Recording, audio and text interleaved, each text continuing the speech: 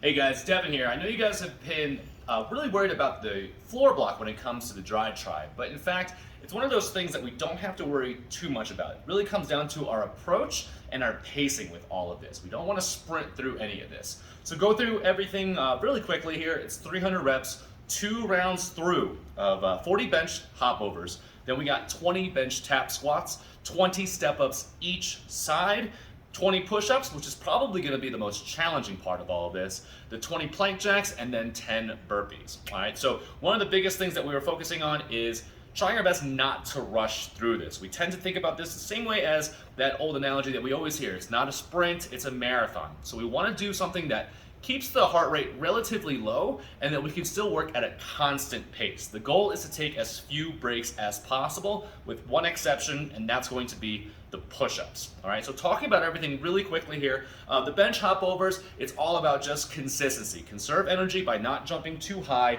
and just making sure that we're just clearing the bench. So looking at it just like here, all I'm doing, keeping the weight onto my shoulders, gently tapping down, jumping on over. Every rep counts as 1.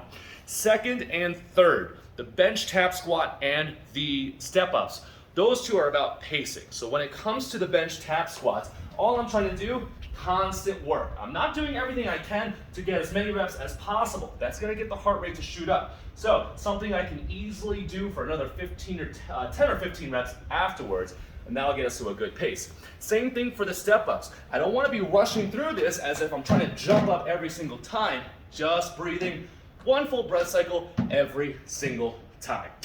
Now, when it comes to the most challenging part of the Dri-Tri floor block, it comes down to the push-ups. We have the standard, trying to get all the way down, full range of motion every time. But for some of us, we might not be able to rep out 20 at a time. For some of us, that actually is our 20 rep max. So what I would suggest, break it up into manageable sets.